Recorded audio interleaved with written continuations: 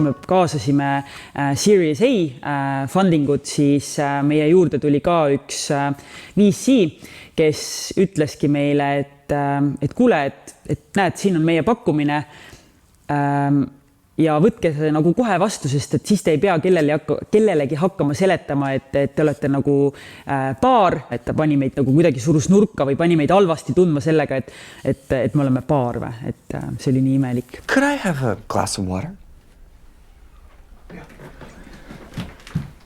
I didn't know you guys were a couple. It's not a showstopper, but if we were to invest, we'd have to calculate your divorce risk score, and if it's above a certain threshold, then define breakup as a key man event, in which case one of the founders may have to leave.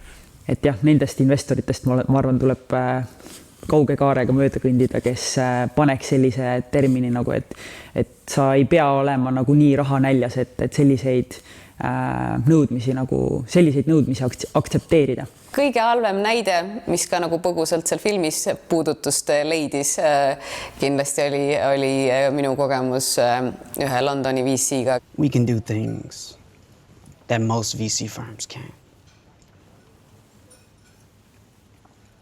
Now I am happy to consider investing in your company.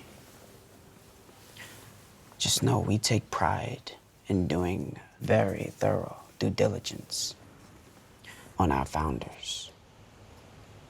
Very, very thorough. Ma olen mõelnud tagantjärgi, et see kindlasti on kogemus, mida, ma ei tea, ükski mees founder Eestis poleks nagu sellist kogemust saanud, et aga oli, kui üks Londoni VC founder ja VC kohtumisel ütles mulle, et jah, et saad term sheet'i, siis ta vist lubas veel mingeid introsid teha, et saad term sheet'i ja introd, kui sa veedad mu koretöö koos.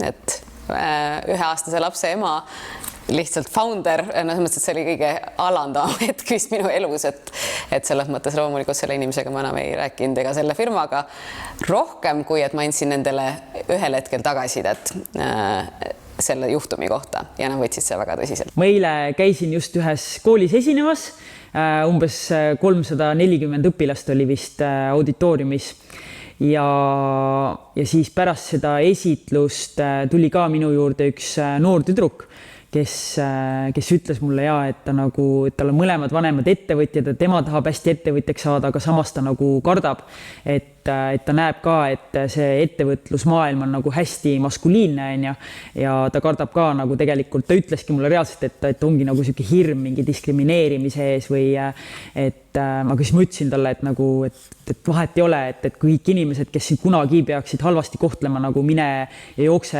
suure kaarega nendest mööda, sest et maailmas on nii palju inimesi, nii palju toredaid investoreid, nii palju toredaid ingelinvestoreid, ettevõtjaid, inimesi, kes tahaksid sinu nagu ideega kaasa minna, nii et lihtsalt usu endasse ja see on, ma arvan, kõige olulisem.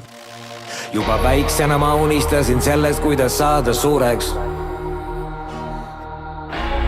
Ent suureks saades suureks kasvada ma unustasin.